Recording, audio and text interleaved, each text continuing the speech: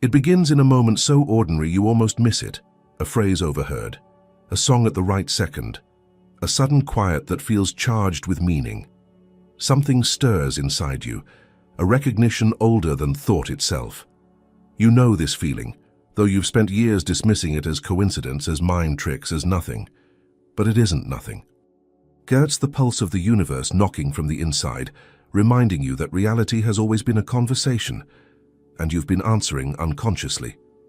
Now, for the first time, you're awake enough to hear the message clearly. The manual was never lost, you just stopped looking. It happens quietly, almost imperceptibly, the moment when something inside you begins to suspect that coincidence was never real.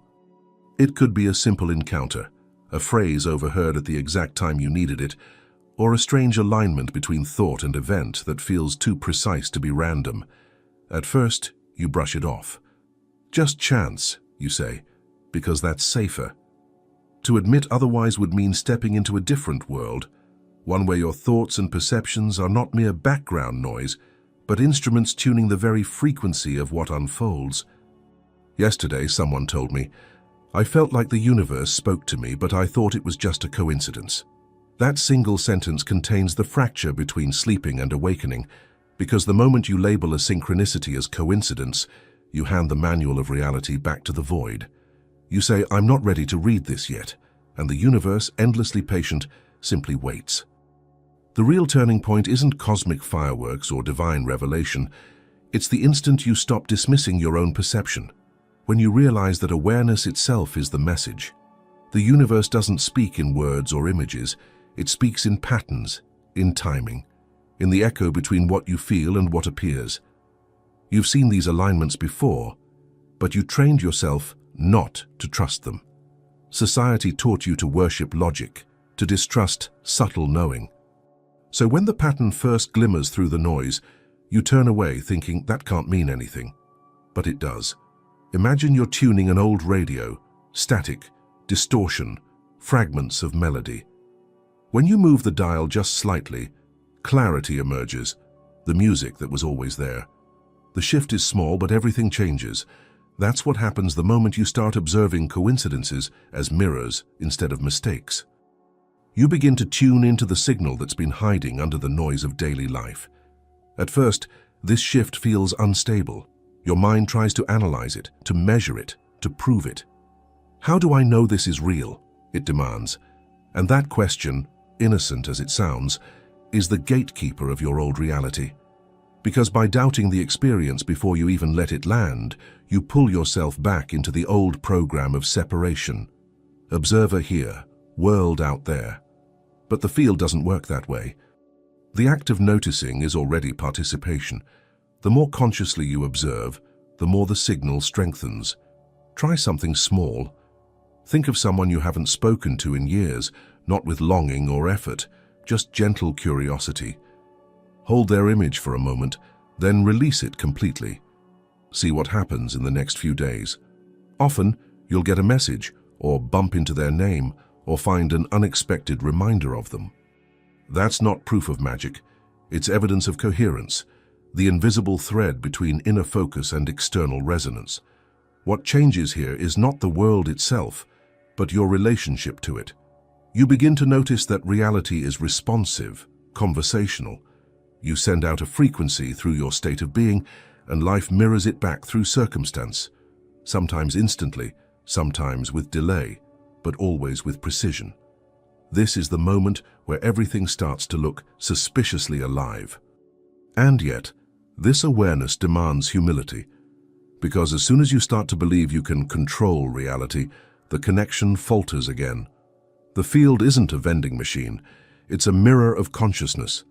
You don't command it, you align with it. When you ask the universe for something but hold the energy of doubt or lack, the mirror simply reflects that same vibration back to you. It's not punishment, it's feedback. So the real transformation begins when you stop asking, "Why is this happening to me?" and start asking, "What is this showing me?" Every situation becomes communication. Every delay, every encounter, every silence carries information about the frequency you're emitting. The universe is not random, it is responsive. The moment when everything changes isn't dramatic, it's intimate. It's the quiet realization that your attention has creative weight. That observation itself bends the flow. The same way a scientist knows that measuring a particle alters its behavior, you begin to see that your awareness reshapes the field you live in. The experiment and the observer are one. When you finally grasp that, not as theory, but as lived experience, the texture of your day shifts. Coincidence turns to coherence, randomness turns to rhythm. You start to feel a subtle dialogue between your inner state and the outer world. And though part of you wants to run back to the comfort of disbelief, another part, the deeper part, whispers, "Stay, keep watching." Because this is the real threshold, the place where denial ends and participation begins. The moment you stop labeling the extraordinary as ordinary and let the universe for the first time speak in its native language, timing, reflection, and response. And once you hear it clearly, you can never unhear it. Something fundamental has shifted. What comes next isn't control, it's revelation. The beginning of seeing how easily illusion can trap you again. You wake up, check your phone, drink your coffee, go through the same motions as yesterday. You tell yourself that you're living life, but beneath the repetition, something is hollow. Every reaction, every thought, every emotion feels automatic, as if life is happening to you, and all you can do is respond. You're not steering, you're being steered. This is the illusion that holds almost everyone captive. The belief that reality is external, objective, untouchable, that your inner state is merely a byproduct, not the source. It's a subtle imprisonment because it feels normal. You see a headline, you feel fear. Someone criticizes you, you feel anger. The weather turns gray, your mood drops. You call this being human, but it's closer to being programmed. The mind interprets stimuli according to old patterns, memories, expectations, labels, and those interpretations shape your entire experience. You think you're seeing the world, but you're only seeing your map of it. This is where the universe begins its quiet experiment with you. It lets the outer conditions mirror your inner ones so that you can notice the loop. If you're anxious, you meet anxious people. If you expect disappointment, you find it everywhere. You assume the world is confirming your beliefs, when in truth it's only reflecting them. That reflection is not punishment, it's instruction. But as long as you think you're reacting to a fixed world out there, you never test the loop. You just reinforce it. There's a particular moment, maybe you've felt it, when you realize your reactions are predictable. You can almost watch yourself from above. There it is again. That same frustration, that same defense, that same story. That's the crack in the illusion. The observer in you wakes up for a second. You see that the emotion is not inevitable. It's chosen, rehearsed, reinforced. And yet, before you can hold the awareness, the old current pulls you back. That current is powerful because it's built on the mind's oldest addiction, control. To stay inside the illusion, you must believe that life is unpredictable, and therefore you must manage it by worrying, by planning, by trying to anticipate every variable. Control gives the ego its sense of purpose. But notice the paradox. The more you try to control, the more chaotic reality feels. Because what you resist, you amplify. What you fear, you feed with attention. Imagine a mirror that reflects not your face, but your state. If you scowl at it, demanding that it smile first, you'll wait forever. That's how most people approach reality. They want the reflection to change before they do. But the mirror can only show what stands before it. When you begin to see this, you also begin to notice how deeply society reinforces the trap. Every advertisement tells you that happiness is external, in the product, the success, the approval. Every cultural story whispers that fulfillment is something to get, and so you chase and chase and chase, never realizing that the chase itself is the mechanism of the illusion. You can't reach wholeness through the feeling of lack. Here's a small experiment. When something triggers you today, a comment, a delay, a discomfort, pause before reacting. Feel the urge to respond, but don't move. Notice the raw energy of reaction in your body. Label it quietly. Here is the illusion trying to pull me back. Then take one conscious breath before doing anything. That single breath is a rebellion against the invisible program. It's the smallest act of freedom, and yet it changes everything. Because in that breath, you're no longer inside the story, you're watching it. The moment you observe rather than identify, the mechanism weakens. You start to see that your thoughts and emotions are not reality. They are filters. And through those filters, the world takes shape. The universe watches how you interpret what it sends. It doesn't care about your words or wishes. It listens to your state. When you say, "I want peace but live in tension," the universe hears tension and mirrors it back. The illusion thrives when you forget this simple symmetry. It wants you to believe you're powerless, that cause and effect flow in only one direction, from outside to in. But it's the other way around. Most people never escape because they keep seeking evidence first. They say, "Show me it works, and then I'll believe." Yet the field doesn't work by proof. It works by resonance. Belief isn't something you earn after results. It's the frequency that allows results to appear. The illusion collapses only when you stop waiting for confirmation and start observing how your inner state correlates with what unfolds. Once you glimpse this, the world begins to look different. Not mystical, not fantastical, just responsive. You start to sense that everything you encounter is feedback, a living, breathing mirror teaching you how creation really functions. And as you test this awareness, something remarkable happens. A subtle doorway opens. It's that split-second gap between what happens and how you feel about it, the precise point where reality is written. That's where the next truth begins to emerge, the one the illusion has been hiding from you all along. There's a quiet contradiction at the center of almost every spiritual practice. People want to create reality, but they begin from the feeling that something is missing. They sit in meditation, repeat affirmations, visualize abundance, yet beneath every word lies a subtle tension, a whisper of lack. I want this because I don't have it. The signal is hidden, but the universe hears it clearly. And since the universe doesn't respond to words, it responds to frequency. It simply mirrors back the same state of lack you began with. This is the mistake almost everyone makes. They confuse desire with alignment. They think wanting something intensely will make it happen faster, but wanting in its usual form is an announcement of separation. It declares, "I am here. What I seek is over there." The more emotion you pour into the wanting, the stronger the boundary becomes. You are feeding the distance instead of dissolving it.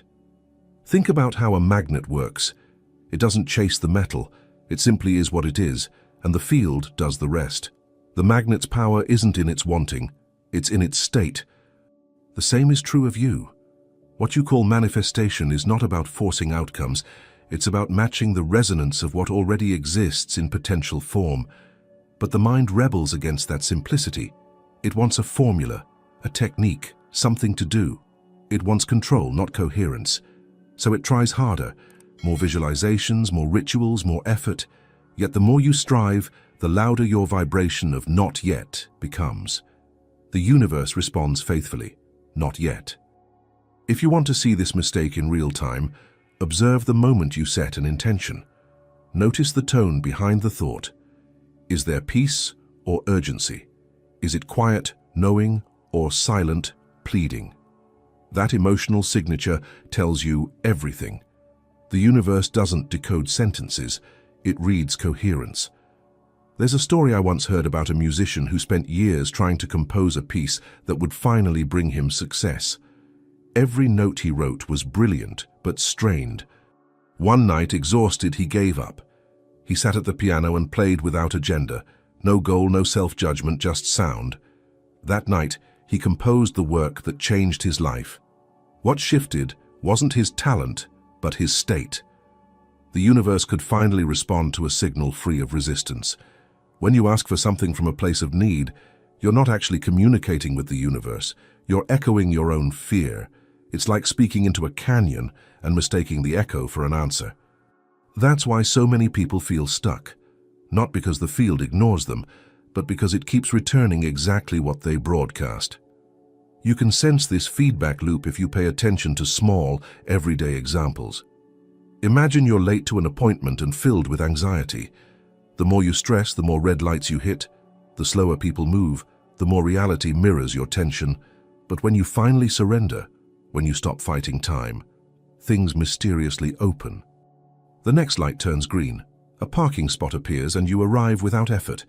It's not luck, it's coherence in motion. The real challenge is learning to want without wanting, to hold a clear vision while releasing the need for it to prove itself. That's what alignment feels like, steady, grounded, unhurried.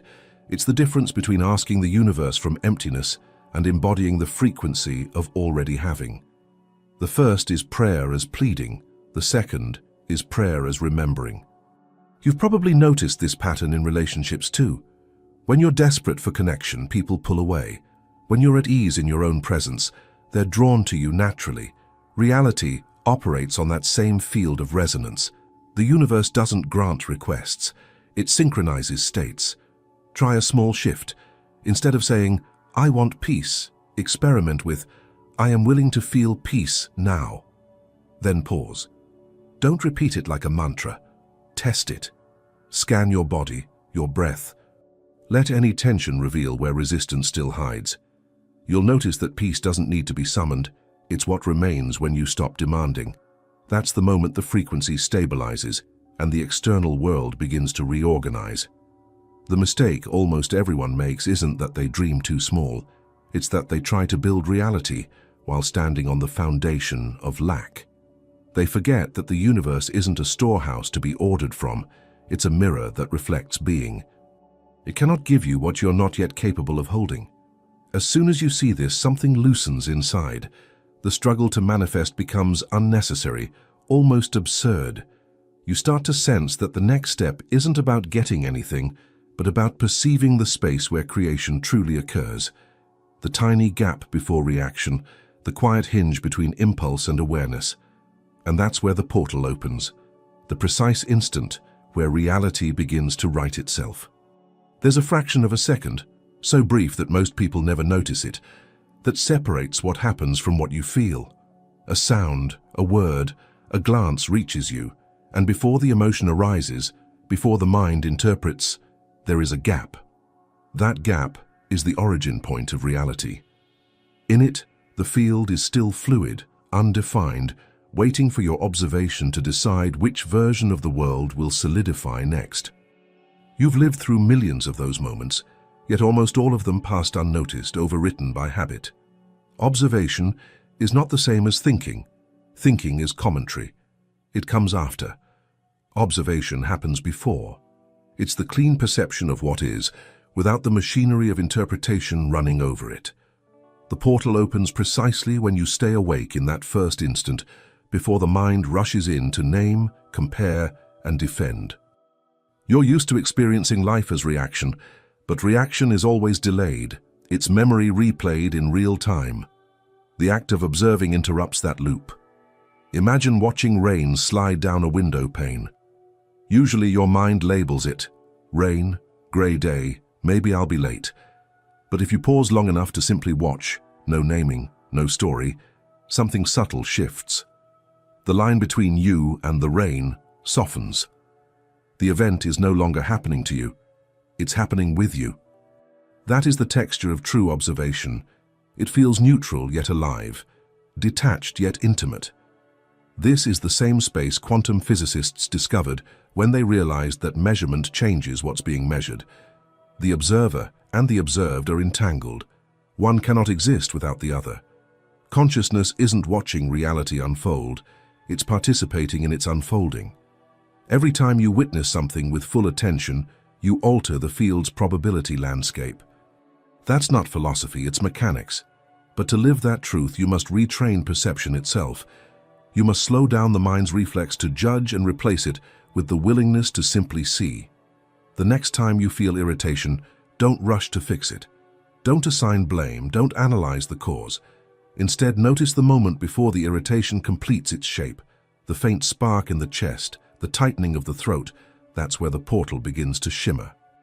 If you stay with it, even for a breath, something remarkable happens. The emotion dissolves into energy. You feel it, but you are not inside it. That single breath of observation alters the trajectory of what follows.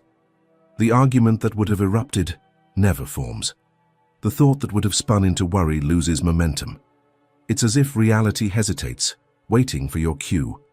The field wants coherence, but it can only align with the state you embody in the gap. For most people, that gap is filled instantly with old programming.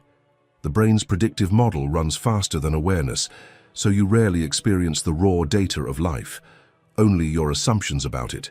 You're not seeing your coworker, you're seeing your memory of how they treated you last week. You're not hearing a sentence, you're hearing your interpretation of what it means about you. Observation ends that distortion. It brings the event back to zero before meaning attaches. Try this quietly in the next conversation you have. As the other person speaks, listen not to the words, but to the subtle pauses between them, the rhythm of breath, the tone, the silence that carries meaning deeper than language. Don't plan your response. Just observe. You'll notice that the space itself begins to communicate. The conversation feels different, lighter. You are no longer trapped in defense. You are tuned to coherence. That's how the universe speaks, not through drama but through precision. Every moment contains a hidden hinge that can swing either toward repetition or creation. Observation is the hand that chooses which way it turns. Still, the practice isn't comfortable. To observe means surrendering the illusion of control. It requires standing in uncertainty, allowing events to unfold without rushing to define them. The ego resists that void. It equates stillness with danger. But if you stay long enough, you'll sense another kind of safety, one that doesn't depend on prediction. It's the security of alignment, the knowing that reality reorganizes according to the clarity of your seeing.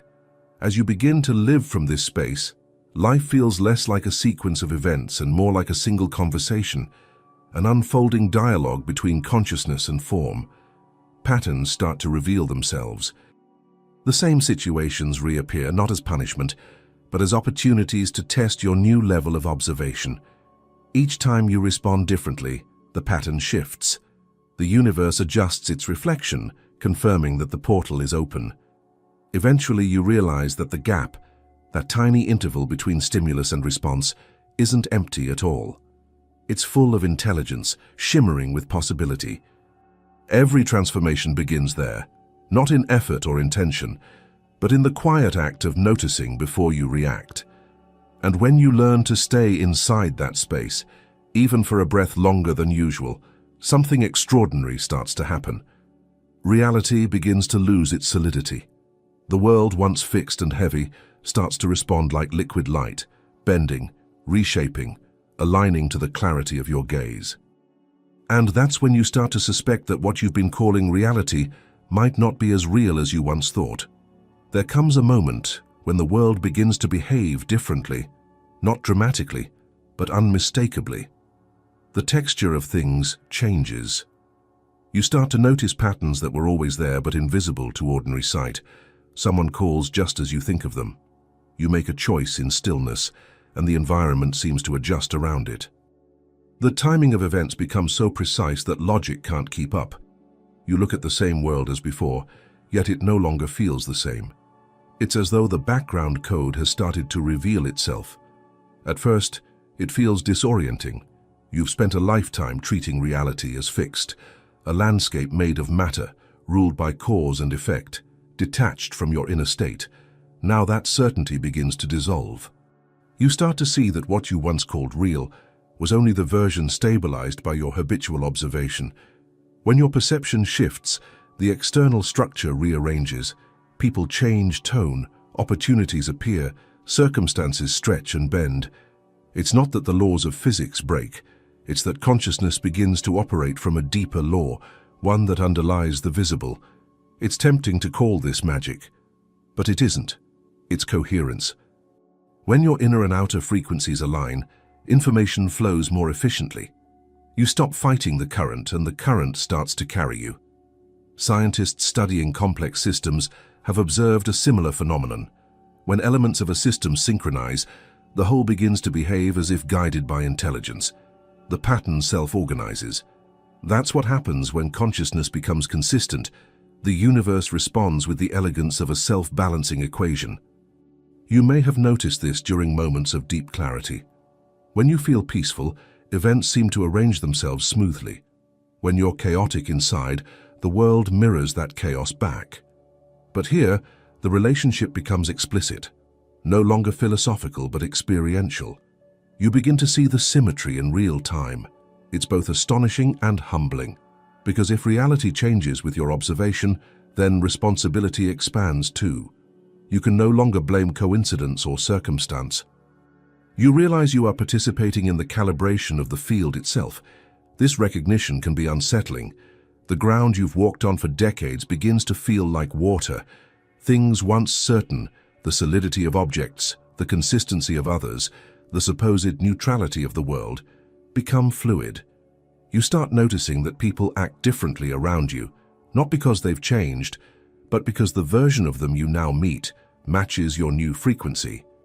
It's not manipulation, it's resonance. Every interaction becomes an experiment in vibration. There's a phase when this awareness feels like a secret you can't explain. You try to share it, but words collapse under its simplicity. You say, "It's like everything responds," and others nod politely, thinking you've gone abstract. But you know the difference. You can feel when something is orchestrated rather than accidental. The invisible symmetry begins to announce itself everywhere, in timing, in symbols, in the way one event folds perfectly into the next. Life stops feeling random and starts to feel intelligent. Still, the ego tries to claim ownership. "I'm manifesting this," it says. "I've learned the trick." And almost instantly the coherence falters. The field tightens. Reality turns opaque again. That's the universe's gentle correction, reminding you that the flow is not personal power, but alignment. The moment you try to possess it, it disappears. You're not the author, you're the instrument being tuned. Try remembering a moment when you felt completely in sync, walking into a room and knowing exactly what to say, finding yourself at the right place at the right time without planning it. In those moments, you weren't thinking, you were observing from stillness. That's the state where reality stops being reality and becomes participation, an unfolding dialogue between you and everything that exists. If you pay attention, you'll sense that even matter responds differently. Light feels sharper, colors more alive. The air itself seems to carry intention. When your mind quiets, the world reveals layers of communication that were previously drowned in noise. Not through supernatural visions, but through precision. Reality begins to echo your clarity. But this stage also introduces new tests. Because when everything starts aligning, it's easy to assume the journey is complete. You think, "I've understood how it works." That certainty is the next trap. The universe, infinitely patient, begins to introduce distortions, small frictions, emotional triggers, unexpected chaos, not to punish you, but to see whether your awareness remains stable when coherence breaks. This is the point where awakening becomes dangerous. The more conscious you become, the subtler the tests get. They no longer come as external problems, but as invitations to see whether you can hold observation even when the mirror reflects confusion. Can you remain aligned when the signal turns to static? Can you still sense the intelligence behind what seems like disorder? When reality stops being reality, it doesn't become fantasy, it becomes feedback. Every experience becomes a message from the field asking, "Can you see me even now? Can you stay aware when the symmetry twists?" That's how the universe verifies your understanding. And that's where the next passage begins, the point where awareness itself starts to cost something real. Awareness sounds beautiful in theory, radiant, freeing, expansive. People imagine that once consciousness awakens, suffering dissolves and life becomes effortless. But what most forget is that awareness doesn't just illuminate peace, it also exposes everything that was hiding in the dark. The moment you start to see clearly, nothing can stay buried. That's the real cost. The light reveals not only the path forward, but the weight you've been carrying without knowing it. The universe tests awakening with precision. It sends back every pattern you thought you had outgrown, sharper, louder, and closer than before. The same arguments return, the same disappointments, the same emotional storms you believed you'd transcended. But this time, there's a difference. You can no longer blame the world. Once you know that reality reflects your state, the mirror becomes mercilessly honest. There's no one left to fight except your own frequency. That's when the old self begins to panic. Awareness threatens its survival because it thrives on unconsciousness, on stories, defenses, and projections. As your observation deepens, that old structure starts to disintegrate, and with it goes the illusion of stability. People around you might feel uneasy, even hostile. Relationships shift. Familiar identities begin to crumble. You may find yourself wondering whether awakening has made life harder, not easier. And in a way it has, because now every moment demands truth. The price of awareness is the death of pretense. You can't pretend not to see. You can't hide behind your favorite rationalizations or emotional shortcuts. When irritation arises, you feel its full vibration. When fear surfaces, you recognize the mechanism behind it. Awareness doesn't allow distraction. It asks you to stand inside discomfort until it reveals what it's teaching. That level of honesty burns, but it purifies. Imagine being in a room where the lights are suddenly turned on after years of dimness. The clarity is overwhelming at first. You see the dust, the cracks in the walls, the stains you never noticed. The instinct is to turn the lights off again, to return to the soothing shadows of ignorance. But the universe doesn't let you. Once awareness opens, it rarely closes. The only way forward is through the discomfort, cleaning what the light exposes one piece at a time. At this stage, chaos often increases. It's not punishment, it's recalibration. The outer world starts rearranging itself to match your new vibration, and that process looks messy. Things fall apart, jobs, friendships, plans, not because you're doing something wrong, but because structures built on the old level of consciousness can't sustain the new one. The collapse is necessary space-making. You're not losing stability, you're shedding the false sense of it. And while the intellect might understand that, the nervous system doesn't. It reacts with anxiety, confusion, even grief. Awareness forces you to feel what was previously numbed. Every unprocessed emotion surfaces for resolution. That's why many who begin awakening feel more emotional than ever.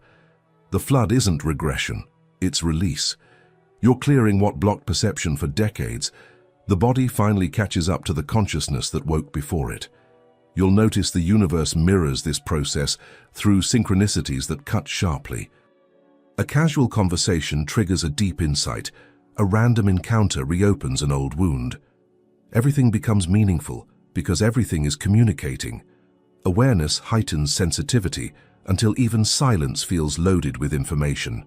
The cost is that you can no longer rest in distraction. The movie of life becomes transparent. You see the projection behind every frame.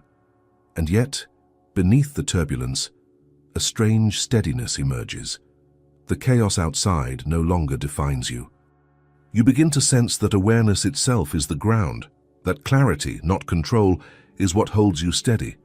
You learn to let the storm pass through without needing to fix it. That's how the field tests your coherence. The greater your awareness, the subtler the provocations become. You may notice how certain people unconsciously try to pull you back into old dynamics, how situations arise just to measure whether your observation holds under pressure. When you stay conscious in those moments, something alchemical happens. The energy that once triggered reaction now feeds understanding. The very pattern that tried to pull you down becomes the doorway to deeper balance. You realize that awareness doesn't protect you from life, it invites you into it fully without filters. The price is rawness, the reward is freedom. But the universe, ever precise, has one more test before clarity stabilizes. It will offer you a moment that feels like contradiction. Just when everything seems to align, something inside resists again. That's not failure. It's the next threshold, the breaking point between effort and allowing, between observation and surrender. The place where awareness learns that its final step is not mastery, but release. And that's exactly where the next passage begins to unfold. There is a moment in every transformation when everything inside you wants to stop. You feel as if you've walked to the edge of understanding and can't take another step without losing something vital. Your identity, your control, your certainty about how the world works. Up to this point, awareness has been a light you could still hold in your hands. But now that light turns around and starts shining through you, dissolving what you thought was you. This is the breaking point. Not the collapse of your life, but the collapse of the illusion that you were ever the one holding it together. Most people turn back here. They were fine observing patterns, recognizing synchronicities, even sensing the mirror of the universe. But surrender, letting go of the sense of personal control, that feels like annihilation. The ego whispers, if I stop managing everything, chaos will consume me. Yet it's exactly the opposite. The chaos exists because you're still trying to manage the current. Think of a river running wild after a storm. You can fight to swim upstream, exhausting yourself against the flow, or you can surrender to the water and let it carry you. The current doesn't drown you. Resistance does. The breaking point is the instant you realize that letting go isn't failure. It's the doorway through which a different order of intelligence begins to move your life. Until now, observation has been your instrument of awakening. You've practiced watching without judging, feeling without reacting. But at this threshold, even observation must release its grip. True awareness doesn't watch from a distance anymore. It merges with what it observes. The observer and the observed dissolve into one continuous field. That's the twist most people never expect. Awakening is not about becoming more in control of reality. It's about disappearing into the coherence that was creating it all along. Of course, the ego interprets that disappearance as death. When you stop defending your identity, everything built around it begins to shake. Your opinions lose their sharpness. The need to prove, to win, to explain, all of it starts to feel irrelevant. It's disorienting at first, like walking through fog. But if you stay still long enough, you notice something subtle. What you called fog is actually light too bright for your old eyes to handle. At this stage, the universe starts to test your capacity for allowing. You'll feel contradictions arise, moments when life seems to betray your progress. Just as you begin to feel free, an old fear returns. Just as peace arrives, something triggers your anger. It's tempting to think you're slipping backward. But the test isn't about regression. It's about integration. The field is asking, can you remain open when the old patterns revisit? Can you hold space for both clarity and confusion without splitting them into good and bad? If you can, something extraordinary happens. The sharp boundary between light and shadow begins to fade. You realize they were never enemies. They were both expressions of the same source. This is why the twist feels paradoxical. The deeper you awaken, the less you distinguish between what's spiritual and what's ordinary. The entire world becomes sacred terrain, including the mess. Especially the mess. At the breaking point, time itself feels strange. The linear sense of cause and effect starts to blur. Events fold into each other, sometimes rearranging in ways that make no logical sense. You might think of someone seconds before they call, dream of a conversation before it happens, or feel a surge of emotion that belongs to no clear origin. Don't rush to explain it. The mind can't map the geometry of the field, it can only participate in it. What you're experiencing is coherence widening, consciousness beginning to operate beyond the limits of linear logic. And yet, the deeper current of this moment is profoundly simple. The universe is asking only one question: can you trust me now?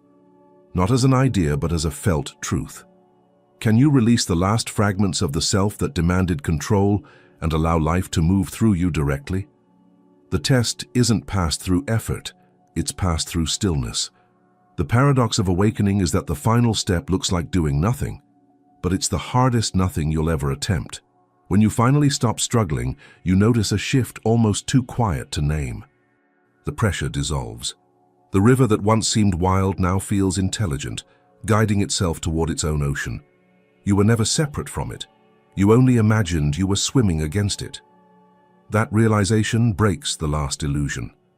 the belief that awareness belongs to you. Awareness was never yours. You belong to it.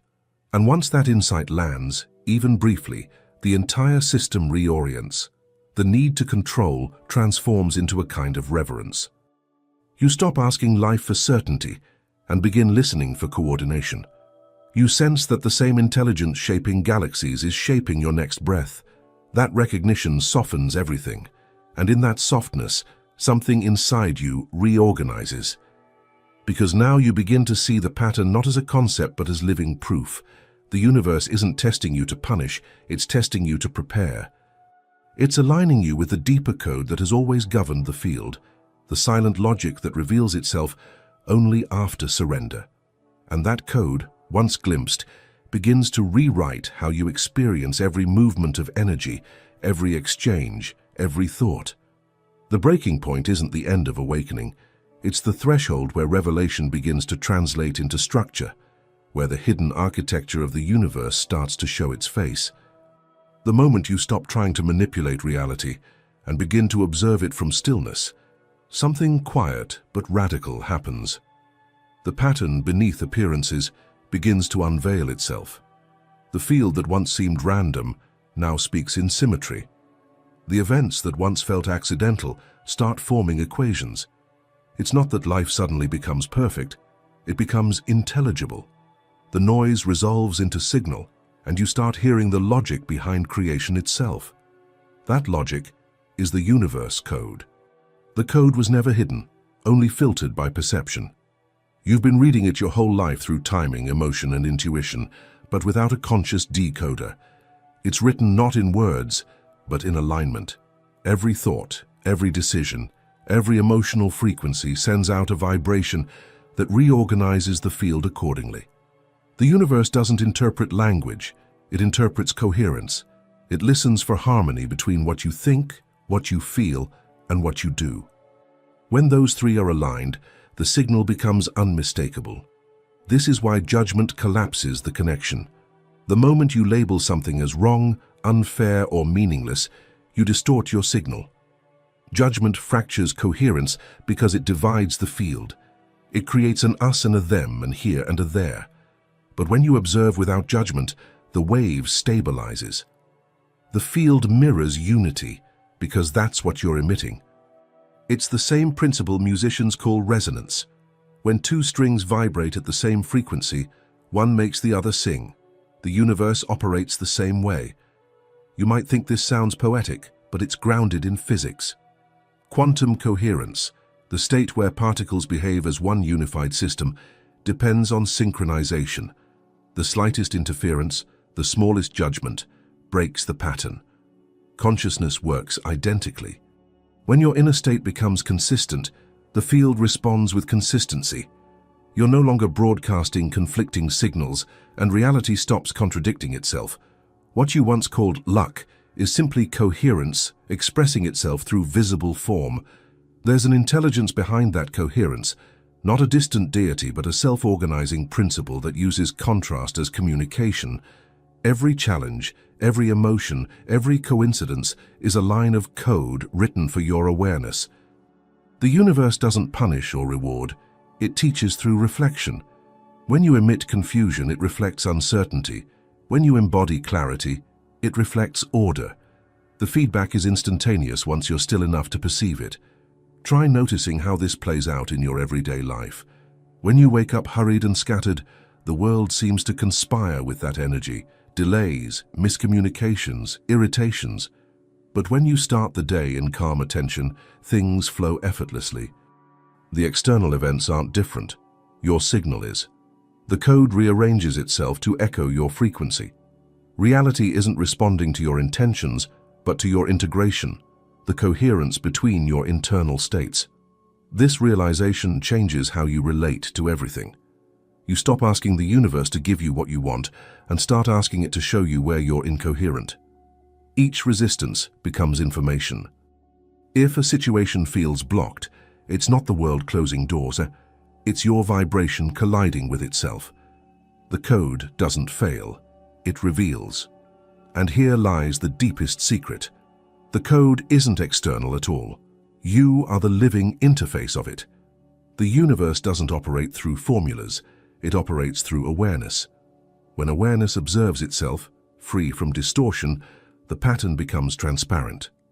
It's as though the entire cosmos turns its face toward you, recognizing that you've remembered the language it's been speaking all along. In that recognition, something subtle yet unmistakable occurs. The feedback loop between you and the world tightens. Manifestation stops feeling like creation and starts feeling like translation. You're not forcing reality to become something new. You're decoding what was always present. The universe, relieved that you finally understand, begins to respond with extraordinary precision. Answers arrive before questions fully form. People show up at perfect timing. Obstacles dissolve because they've served their purpose. But the deeper the coherence, the higher the demand for integrity. The field mirrors you without filter. If you try to use this understanding for control, it immediately deconstructs your motives. Every distortion surfaces faster. The code doesn't allow manipulation, it only amplifies authenticity. To operate in harmony with it, you must live in radical transparency. Every thought, every emotion, every hidden belief participates in shaping the mirror. Nothing can be concealed in a coherent system. At first, this can feel overwhelming, like standing in front of a mirror that never blinks, but soon it becomes liberating. You realize the mirror is not judging, it's calibrating. It wants you aligned because coherence sustains creation. The universe's language is balance, and its grammar is observation. Once you begin listening from that place, you stop seeking meaning and start receiving it directly through experience. The code reveals itself most clearly in silence, in the pause between thoughts, in the stillness between breaths. That's where the raw data of the field translates into knowing. The answers are never loud. They arrive as resonance, as the feeling of course. And as that understanding deepens, the separation between you and the universe dissolves further. The code isn't something you decipher once, it's a living rhythm you learn to inhabit. Eventually you notice that the mirror doesn't just reflect you, it is you. Reality is no longer external feedback, but continuous participation. And as that awareness stabilizes, the transformation becomes visible to others. Not because you preach it, but because your presence itself begins to transmit coherence. The energy that once controlled you reorganizes, flowing through you like music returning to its original key. And in that resonance, the world around you begins to move in harmony, quietly preparing for the next phase of awakening, when the transformation becomes visible from the outside in. You don't notice it at first. There's no flash of light, no sudden breakthrough, no grand announcement from the universe. Change begins in the most unremarkable moments, in the way you pause before reacting, the way your breath settles faster after irritation, the way you start hearing silence even in noise. The transformation doesn't arrive as drama, it arrives as disappearance. The old you simply stops showing up. People begin to sense it before you do. They can't quite name it, but they feel something different in your presence, a steadiness, a space, an unspoken permission to exhale. Conversations that used to drain you now unfold without resistance. You no longer reach for the same defenses. It's as though an invisible layer between you and the world has thinned, and life is touching you directly, without distortion. This is the silent phase of awakening, when awareness stops being an idea and becomes embodied. The mind, once frantic to explain everything, grows quiet because it's no longer in charge. You start to operate from a subtler intelligence, one that doesn't argue or predict, but responds in real time. It's not passivity, it's precision. Life moves through you, not around you. You might find yourself standing in a familiar situation, the same coworker, the same pressure, the same tension, and realizing with mild astonishment that the reaction never comes. The old emotion tries to rise, but it has nowhere to land. The circuitry has been rewired. You're no longer living from the conditioned program, you're living from presence. This is how evolution actually happens, silently, through the replacement of reaction with observation. The transformation becomes visible, not in what you do, but in what you no longer need to do. You stop explaining yourself, stop defending, Stop rehearsing future outcomes. Even your ambitions begin to shift, not because you've lost drive, but because your actions now emerge from coherence instead of compensation. You no longer chase alignment. You are alignment, and life responds accordingly. There's an unmistakable simplicity to this stage. You notice beauty in ordinary things again, the texture of sunlight on a wall, the hum of distant conversation, the rhythm of your footsteps matching the world's pulse. These aren't poetic distractions, they're signs that perception has expanded. You're no longer scanning reality for threats or opportunities. You're perceiving it as an extension of your own consciousness. In this quiet integration, the ego doesn't vanish, it softens. It becomes a useful instrument rather than a master. You can still plan, still desire, still decide, but the compulsive tension behind those movements is gone. You begin to understand that free will isn't about control. It's about harmony. You act when the energy aligns, not when fear insists. This is why things begin to flow again. The universe doesn't need to resist you anymore. Externally, nothing dramatic may change, yet everything does. People start responding differently because they're no longer reacting to your unconscious projections. Situations that once repeated endlessly dissolve without confrontation. It's not that you've escaped the cycle, you've simply stopped feeding it. The field rearranges itself quietly, almost respectfully, around your new frequency. This is why the transformation is silent. It's not performed, it's transmitted. You become the message you were once trying to speak. You used to chase synchronicities, now they orbit naturally around you. The same intelligence that organizes stars begins to coordinate your everyday life with the same precision. You start to notice that even your pauses have power, that your very presence shapes the room before you say a word, and yet, the more effortless things become, the deeper humility takes root, because you know you're not doing any of it. The transformation isn't achievement, it's alignment with what was always true. It's like realizing the wind was carrying you all along. You just stopped resisting the direction. That humility becomes its own kind of strength, one that doesn't need validation to feel real. There's also a tenderness that emerges here, a quiet compassion for those still caught in the illusion you once inhabited. You don't feel the need to awaken anyone. You understand that each consciousness blooms on its own schedule. Your role isn't to teach, but to embody, to hold a vibration steady enough that others can recognize themselves in it. In your stillness, they remember their own. This phase doesn't announce itself as enlightenment. It simply feels natural. The extraordinary hides inside the ordinary until you can no longer tell them apart. Silence becomes full, stillness becomes active, and presence becomes the most practical way to live. Reality itself feels more responsive, not because you control it, but because there's nothing left in you that resists it. But even here, the journey continues. The field, ever attentive, will test whether this stillness can remain intact amid movement, whether the new coherence can express itself through the world rather than apart from it. The universe, precise as always, begins preparing the next invitation to step out of silence and live the manual you've just received, not as concept, but as ongoing conversation with everything that exists. So here you are, aware, still, and finally seeing that reality was never happening to you. It was always unfolding from you. The universe didn't hand you a new power.